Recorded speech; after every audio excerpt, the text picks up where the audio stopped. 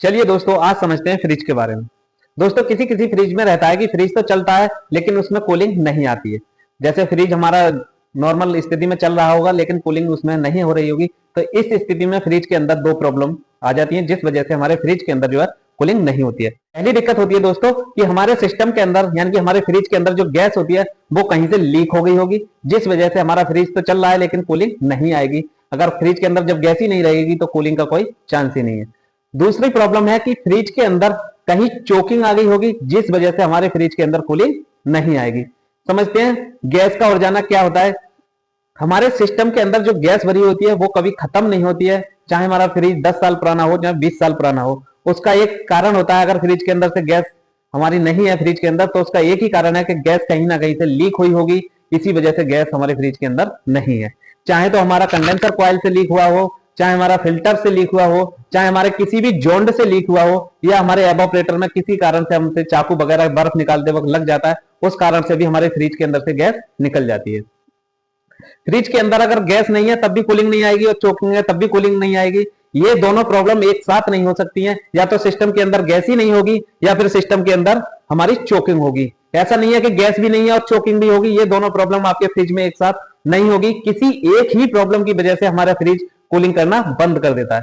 तो समझते हैं कि इसका निस्तारण क्या है, इसको किस तरह से सही किया जाता है। तो सबसे पहले हमको पता लगाना होता है दोस्तों कि हमारे फ्रिज के अंदर आखिरकार प्रॉब्लम क्या है, या चोक है या गैस ही नहीं है। तो इसे पता लगाने के लिए हमको एक तरीका है कि अगर हम इसका लोड यानी कि एम्पियर इसका नाप है, अगर जितना एम्पियर हमारा फ्रिज लेता है उस पर लिखा हुआ होता है, मेंशन होता है, उतना अगर एम्पियर ले रहा है हमारा फ्रिज चलते वक्त, तो हम समझ सकते हैं कि हमारे सिस्टम के अंदर गैस तो है लेकिन हमारा सिस्टम चोक है। ठीक दोस्तों, अगर हमारा फ्रिज एम्पियर लेना कम कर दिया, यानी कि इस पे जो मेंशन एम्पियर है उससे आधा यानी कि 1/2 एम्पियर ले रहा है, कहने का मतलब आधा एम्पियर ले रहा है, तो उस स्थिति में हम अनुमान लगा सकते हैं कि इसके अंदर की गैस उड़ चुकी है। कंफर्म करने के लिए मैं आपको बताता हूं क्या करना होगा। अगर हमारे सिस्टम के अंदर से गैस निकल गई होगी तो क्या हमको देखना होगा, पहले तो फ्रिज की बैक साइड हमको आना होगा। ठीक दोस्तों, जैसे ही हम बैक साइड फ्रिज के आएंगे तो सबसे नीचे हमारा लगा हुआ होता है कंप्रेसर। कंप्रेसर में जितनी बार पाइपलाइनें होती हैं उनके सभी जॉइंटों को चेक करना होगा। किसी भी जॉइंट पर हमें बिल्कुल भी ऑयल देखने को नहीं मिलना चाहिए। अगर उसके सिस्टम के अंदर से गैस जहां से भी लीक होती है वहां हल्का फुल्का ऑयल आ जाता है, जिससे भी हम पता लगा लेते हैं कि इस सिस्टम के अंदर से गैस लीक हो चुकी है। अगर उन जॉइंटों पर भी नहीं मिले तो हमें कंडेंसर कॉइल में देखना है। ये जो कंडेंसर है ये भी जंग आने की वजह से गल जाता है, तो इसके अंदर भी लीकेज हो जाती है, जिस वजह से भी गैस उड़ जाती है। तो इस कंडेंसर कॉइल को भी देखना है और हमें फिल्टर तक भी चेक करना है। इससे भी अगर हमको पता नहीं लगे तो फिर हमें जहां हमारा जो कंप्रेसर होता है, जो आप कंप्रेसर देख रहे होंगे, इसके अंदर से 3 लाइनें निकली होती हैं। 2 लाइनों में हमारे पाइप जुड़े हुए होते हैं, एक लाइन में हमारा कुछ भी नहीं जुड़ा हुआ होता है, जिसको बोलते हैं हम चार्जिंग लाइन। ये जो देख रहे होंगे यही होता है हमारा चार्जिंग लाइन। इस चार्जिंग लाइन में या तो आपके फ्रिज में अगर ये पंच हुई है, इस पर वेल्डिंग हुआ है, तो आपको ये काट करके देखनी होगी। अगर इस पर वेल्डिंग नहीं है, यहाँ एनआरबी वाल लगा हुआ है, यानी कि तो हमको एनआरबी वाल की हम पिन दबा करके पता लगा सकते हैं कि हमारे फ्रिज के अंदर गैस है या नहीं है। दोस्तों, एनआरबी वाल हमको जब लगाना की एनआरबी वाल की जब जरूरत पड़ती है, जब हमारे फ्रिज के अंदर गैस हम चार्ज करते हैं या हमसे पहले किसी ने भी गैस चार्ज की होगी, तो फ्रिज के अंदर एनआरबी वाल हमको मिल सकता है लगा हुआ। या कंपनी द्वारा अगर गैस चार्ज हुई है, किसी ने भी उसमें कोई भी सिस्टम में गैस चार्ज नहीं की है, तो हमको लाइन वो बंद मिलेगी, वो उस पर वेल्डिंग लगा हुआ देखने को मिलेगा। तो अगर वेल्डिंग है तो उसको काट के हमें पता लगाना होगा कि फ्रिज के अंदर गैस है या नहीं है। काटने के बाद अगर उसमें से गैस निकलती है प्रेशर के साथ, तो हमारे फ्रिज के अंदर चोकिंग है। अगर उसके अंदर से गैस ही नहीं निकलती है, तो उसके अंदर जो प्रॉब्लम थी उसके अंदर गैस ही नहीं, तो वो तो कूलिंग करने का कोई चांस नहीं बनता। अब दोस्तों समझते हैं कि अगर उसके अंदर हमारी गैस तो थी और हमने जब उसको काट देंगे तो हमारी गैस निकल जाएगी। तो दोस्तों, अगर हमको चोकिंग की प्रॉब्लम हमारे फ्रिज की, अगर उसके अंदर से गैस निकली तो चोकिंग की प्रॉब्लम की वजह से हमारा फ्रिज कूलिंग नहीं दे रहा होगा, तो इसके लिए भी हमको गैस को बाहर निकालना ही पड़ता, तभी जाकर के ये प्रॉब्लम हमारी सॉल्व होती। आप समझते हैं कि अगर हमारे फ्रिज के अंदर गैस तो निकली पर हमारे फ्रिज के अंदर कूलिंग नहीं आ रही थी, तो इस केस में हमारा सिस्टम था वो चोक था। तो इस चोकिंग को निकालने का एक सिस्टम तरीका होता है कि हमको जो फ्रिज के अंदर जो गैस थी उसको निकाल देना होता है। उसके बाद 5 प्रक्रियाओं के साथ दोबारा से गैस को चार्ज करना होता है।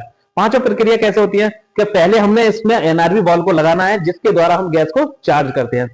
उसके बाद जो चोकिंग की प्रॉब्लम होती है दोस्तों, मैंने बताया आपको, इन जो पाइपें होती हैं जिनके अंदर हमारा गैस का संचार होता है, यानी हमारा कंप्रेसर से आता है कंडेंसर कॉइल, कंडेंसर कॉइल से हमारा आता है फिल्टर में, फिल्टर से कैपिलरी ट्यूब, और कैपिलरी ट्यूब से अंदर जो फ्रीजर लगा हुआ है, एवापोरेटर उसको बोलते हैं, उसमें इनमें से किसी भी पार्ट्स में हमारे जो है सिस्टम में चोकिंग हो सकती है। चाहे आपकी पाइप के अंदर कोई कचरा की वजह से हो जाए, या मॉइस्चर की वजह से हो जाए, या हमारा कहीं से पाइप पंच हो जाए, इस कारण से हमारे फ्रिज के अंदर चोकिंग हो जाती है। आप समझते हैं कि चोकिंग हो जाए तो हमारी, हमने गैस तो उसको निकाल दिया, क्योंकि हमको निकालना ही पड़ेगा जब हमको चोकिंग खोलना है, तो पांचों प्रक्रियाओं के साथ हमको दोबारा से गैस चार्ज करना होता है। तो पहले हम एनआरवी वाल्व लगाएंगे, एनआरवी वाल्व लगाने के बाद में हमको जो कंडेंसर कॉइल है उसका फ्लेक्सिंग करना होगा। फ्लेक्सिंग करने का मतलब होता है प्रेशर के साथ उसमें से गैस जो होती है हमारी, यानी कि उसमें इतना प्रेशर देंगे हम, प्रेशर से उसको साफ करेंगे, जितना भी उसके अंदर जो कचरा होगा, मॉइस्चर होगा, या इसके अंदर ऑयल जमा हुआ होगा, वो सब बाहर निकल जाएगा। तो उसका प्रोसेस होता है कि जो हमारा कंप्रेसर होता है, कंप्रेसर के डिस्चार्ज लाइन में ही हमारा कंडेंसर का इनपुट जुड़ा हुआ होता है, और कंडेंसर का आउटपुट जुड़ा होता है फिल्टर में। तो इस फिल्टर की यहां से हम इसको खोल देंगे, फिल्टर यहां से खोल करके निकाल देंगे, और कंप्रेसर को स्टार्ट करेंगे। जैसे ही हम कंप्रेसर को स्टार्ट करेंगे तो हम इस फिल्टर को अपने अंगूठे से यहां पर दबा लेंगे, और दबाने के बाद जब इसमें प्रेशर भरेगा तो हम एकदम से अंगूठा को यहां से हटाएंगे, तो प्रेशर के साथ इसमें से जो भी इसके अंदर कचरा होगा वो हमारा बाहर की तरफ निकल जाए। ऐसे ही हम इसी प्रक्रिया को कम से कम 10 मिनट तक दोहराएंगे, जिससे कि हमारे कंडेंसर के अंदर का जितना भी कचरा होगा वो प्रेशर के साथ बाहर हो जाएगा। इसके बाद हम इसके अंदर फिल्टर को जोड़ेंगे, फिल्टर नया लगाएंगे, जो हमारा पुराना फिल्टर था उसको निकाल देंगे। नया फिल्टर लगाने के बाद हमको कैपिलरी ट्यूब को भी उसमें लगा देना है। उसके बाद दोस्तों जो हमारा सक्शन पाइप है, यानी कि जो हमारा एवापोरेटर से सक्शन पाइप आया है, जिसमें हमारी गैस जो वापस आती है, उस पाइप को कंप्रेसर से अलग कर देना होता है हमको। यहां से उसको अलग कर देंगे, फिर से हम कंप्रेसर को स्टार्ट करेंगे, और स्टार्ट करने के बाद जैसे हमने इसका कंडेंसर का फ्लेक्स किया था, उसी प्रकार से हमको एवापोरेटर का भी फ्लेक्स करना है। एवापोरेटर का और कैपिलरी का एक साथ फ्लेक्स हमारा हो जाता है।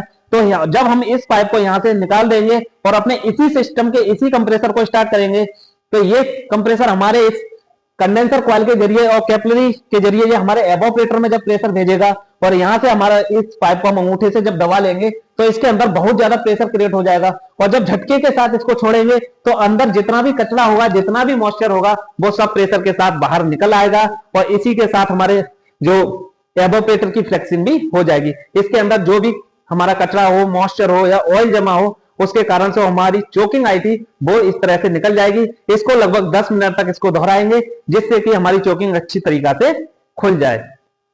उसके बाद हमको वह पाइप हमें कंप्रेसर का सक्शन जो लाइन है उसमें जोड़ देना है। उसके बाद हमारा जो प्रोसेस आता है दोस्तों, कि हमें अपने सिस्टम का वैक्यूम करना है। वैक्यूम करने से पहले हम इसमें प्रेशर चलाकर भी देख लेंगे, जहां जहां हमने जॉइंट मारे हैं वहां से लीकेज तो नहीं है। एक बार इसके अंदर प्रेशर चढ़ा लेंगे, लगभग प्रेशर 150 psi तक चढ़ा सकते हैं। इसके अंदर 150 से अधिक चढ़ाओगे तो एवापोरेटर की शेप बदल जाती है, वो हमारा टेढ़ा बेड़ा हो सकता है। तो इसके अंदर 150 तक psi तक हम इसमें प्रेशर चार्ज करेंगे। उसके बाद जितने बार हमने नए जॉइंट लगाए हैं, जहां जहां हमने वेल्डिंग किया है, वहां पर हम सारा पेस्ट शैम्पू के चेक कर सकते हैं, उसके शैम्पू को मिला करके पानी में, और वहां पर अपनी लीकेज को चेक कर सकते हैं, जिससे कि हमको ये पता लग जाए कि हमारी जो ब्रीजिंग हुई है वो एकदम परफेक्ट है, या कहीं से लीकेज तो नहीं है। लीकेज चेक करने के बाद, प्रेशर बढ़ने के बाद लीकेज जब चेक हो जाती है, उसके बाद होता है हमारे सिस्टम का वैक्यूम करना। तो हमारा सिस्टम का वैक्यूम जो हम करते हैं वो हमारा चार्जिंग लाइन से हम वैक्यूम करते हैं, चाहे आप कंप्रेसर के माध्यम से भी कर सकते हैं, या आपके पास वैक्यूम पंप है तो और अच्छी बात है। वैक्यूम पंप से हमारा जो इसका वैक्यूम है बहुत ही अच्छा होता है कंप्रेसर की अपेक्षा। आप चाहें तो कंप्रेसर से भी कर सकते हैं। उसके बाद कम से कम आधे घंटे तक इसका वैक्यूम करें, और वैक्यूम करने के बाद 10-20 मिनट के लिए उसको छोड़ दें कि हमारा वैक्यूम तो नहीं टूट रहा है। अगर ऐसा हमारा वैक्यूम टूट जाता है तो हमारे फ्रिज के अंदर कहीं ना कहीं से फिर से लीकेज है, और वो लीकेज हमको ढूंढनी होगी। उसके बाद ही दोबारा से हमें प्रेशर चढ़ाकर चेक करना होगा, फिर से वैक्यूम करना होगा। वैक्यूम करने के बाद हमें जब हमारी कोई भी लीकेज ना मिले, हमारा वैक्यूम नहीं टूटे, फिर हमें इसके अंदर गैस चार्ज करनी होगी। जिस नंबर की फ्रिज के अंदर गैस हो, उसी नंबर की फ्रिज की गैस हमें फ्रिज में गैस चार्ज करनी होती है, और उसी नंबर की गैस को चार्ज करना चाहिए। अन्यथा हमारे साथ हादसा भी हो सकता है और फ्रिज में भी नुकसान हो सकता है। जैसे ही हम फ्रिज में गैस चार्ज करेंगे, फ्रिज में गैस चार्ज करते वक्त इसके अंदर एंटी चोक या एंटी मोस्ट अवश्य डाल दें। ये एक लिक्विड होता है जो कि हमारे फ्रिज की चोकिंग को रोकता है। अगर वो आपके पास है तो उसको अवश्य डाल दें, और वो डालना भी चाहिए क्योंकि उसके अंदर जो भी नमी रहती है उसको वो अवशोषित कर लेता है और हमारे फ्रिजों के अंदर वो चोकिंग नहीं होने देता है। उसके बाद हमें सही पीएसआई में हमको गैस चार्ज कर देनी है, और ये भी चेक कर लेना है कि हमारा फ्रिज कहीं एम्पियर तो ज्यादा नहीं ले रहा है। फिक्स एम्पियर पे, यानी कि जितना एम्पियर लेना चाहिए उतने ही एम्पियर तक आप गैस चार्ज करें, चाहे आपका बैक प्रेशर आए या आपका बैक प्रेशर नहीं आए। कभी कभार हो सकता है मौसम के अनुसार हमारा बैक प्रेशर और स्टैंडिंग प्रेशर ऊपर नीचे हो सकता है। आप हमेशा ध्यान रखें कि फ्रिज का जो एम्पियर है उसे ध्यान में रखते हुए गैस चार्ज करना चाहिए फ्रिज के अंदर।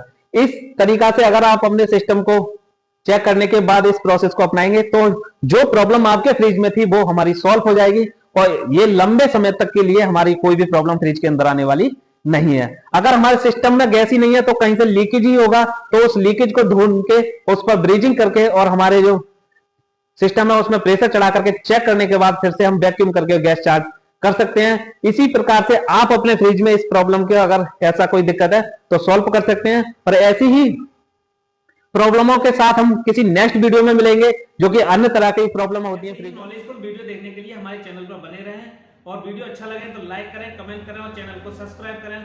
और मिलते हैं किसी नेक्स्ट वीडियो में, तब तक के लिए जय हिंद जय भारत।